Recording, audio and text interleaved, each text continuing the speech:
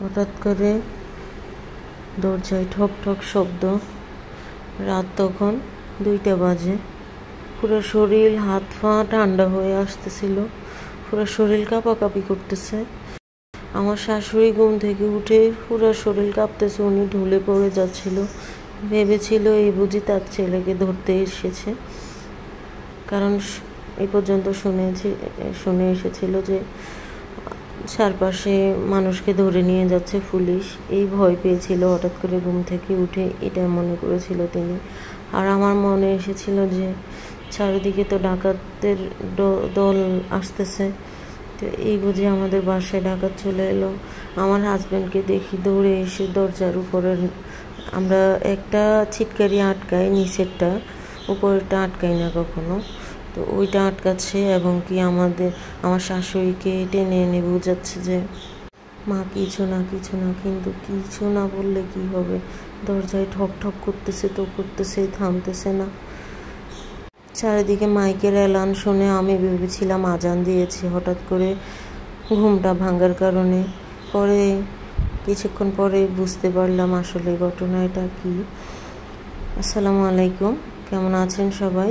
আশা করি যে যেখান থেকে আমার ভিডিওটি দেখতেছেন সবাই আল্লাহর মধ্যে অনেক অনেক ভালো আছেন, সুস্থ আছেন, সেফ আছেন। কারণ আমরা স্বাধীন হবার পর দেশের পরিস্থিতি আরও খারাপ হয়ে যাচ্ছে। সবাই মিলে চেষ্টা করব এটাকে আটকানোর এবং কি সবাই মিলে একসাথে থাকার চেষ্টা করব।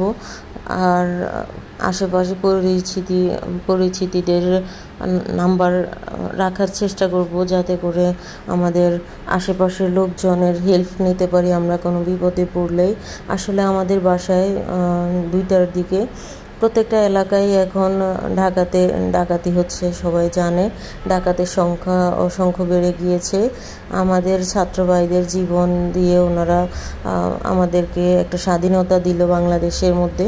ওই স্বাধীনতার মাঝে দিয়ে কিছু সুবিধা পার্টি আছে, ওরা সুযোগ নিচ্ছে এবং কি এভাবে লুটপাট করে নিচ্ছে সব কিছু। তো সবাই সতর্ক থাকা দরকার।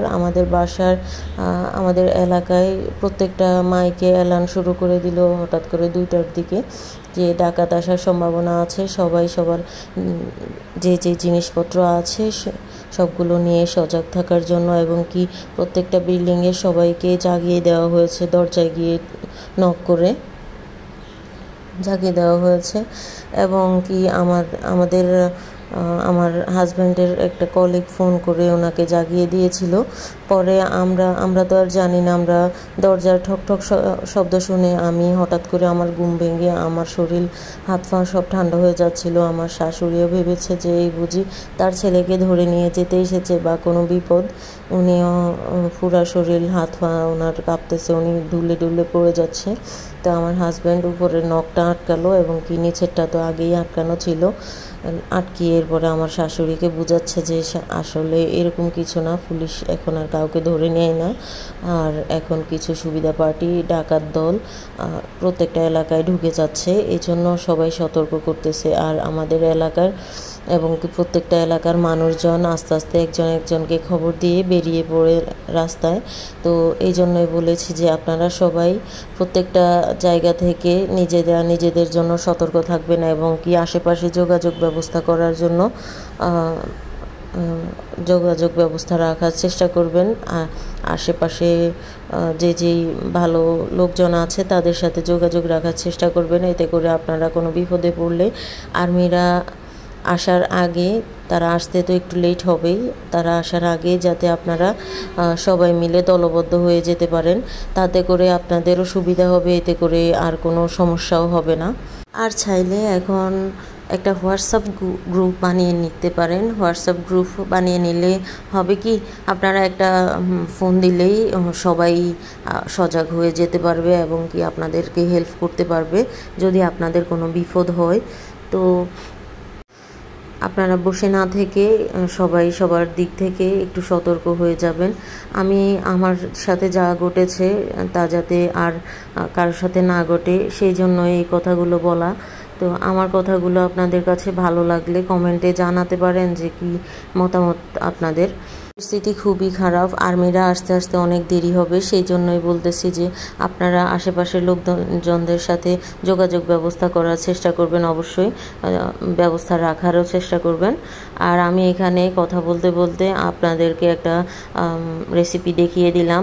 আমি হঠাৎ করে বিকেলবেলা কি নাস্তা বানাবো মাথায় আসতেছিল না। প্রত্যেক দিনে বিকেলবেলা নাস্তা কি বানাবো মাথায় আসে না, তো আজকে হঠাৎ করে এটাই বানিয়ে ফেললাম। ডিম 2টা দিয়ে এরপরে কিছু আলু কুচি করে নিয়েছি, সাথে আদা রসুন পেস্ট, এরপরে কিছু গোলমরিচের গুঁড়া, গরম মশলার গুঁড়া, জিরে গুঁড়া সব কিছু দিয়ে একসাথে মাখিয়ে সুন্দর করে ভাজি করে নিয়েছি তেলের মধ্যে। অসম্ভব মজা। বাচ্চারা ডিম পছন্দ করে না এমন হয় না, বাচ্চারা খুবই ডিম পছন্দ করে, তো এই খাবারটাও ওরা অনেক পছন্দ করবে। আপনারাও চাইলে বাসায় বানিয়ে নিতে পারেন।